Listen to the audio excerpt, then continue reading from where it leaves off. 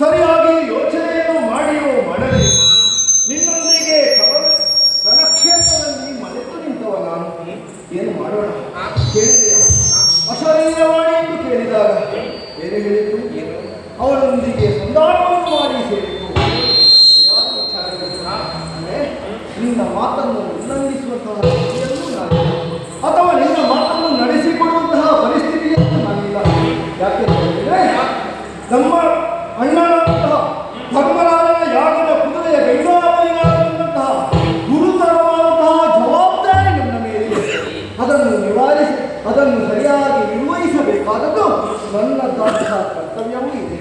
ಈ ಸಂದರ್ಭದಲ್ಲಿ ಅಂತಹ ಗುರುತರವಾದಂತಹ ಕಾರ್ಯವನ್ನು ನನ್ನ ಹೆಗಲ ಮೇಲಿರುವಾಗ ನಿನ್ನೊಂದಿಗೆ ನಾನು ಸುಲಭ ಯುದ್ಧವನ್ನು ಮಾಡುವುದಕ್ಕೋ ಅಥವಾ ನಿನ್ನನ್ನು ಸೇರಿಕೊಳ್ಳುವುದಕ್ಕೋ ಸರಿಯಾದಂತಹ ಸಂದರ್ಭ ಇದಲ್ಲ. ನಿನ್ನ ವಿಚಾರವನ್ನು ಚೆನ್ನಾಗಿ ಅರ್ಥೈಸಿಕೊಂಡೆ ನಿನ್ನಲ್ಲಿ ಇಂತಹ ಮಾತುಗಳನ್ನು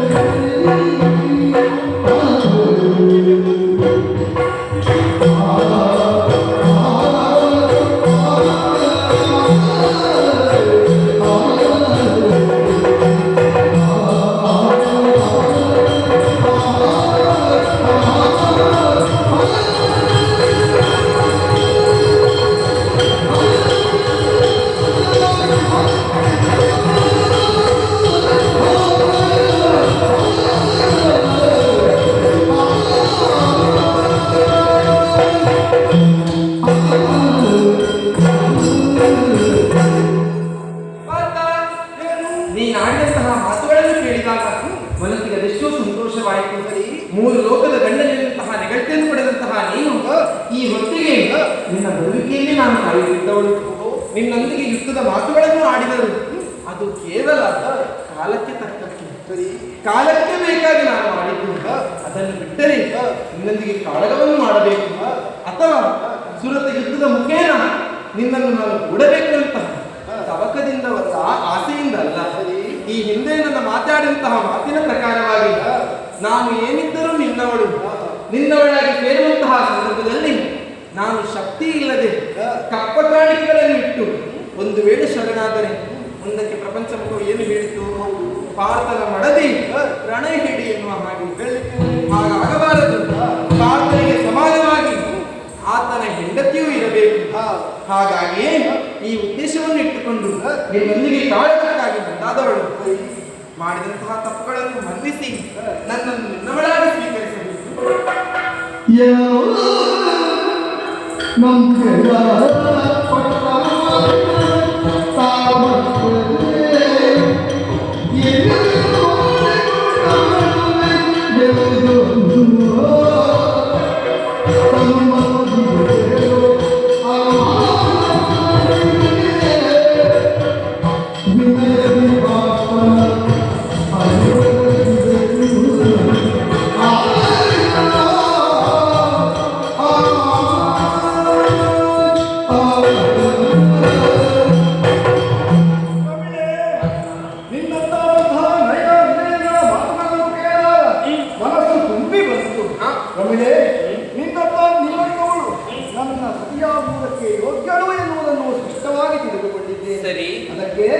ಯಾವುದಕ್ಕೂ ಕಾಲ ಎನ್ನುವಂಥದ್ದು ಕೂಡಿ ಬರಬೇಕು.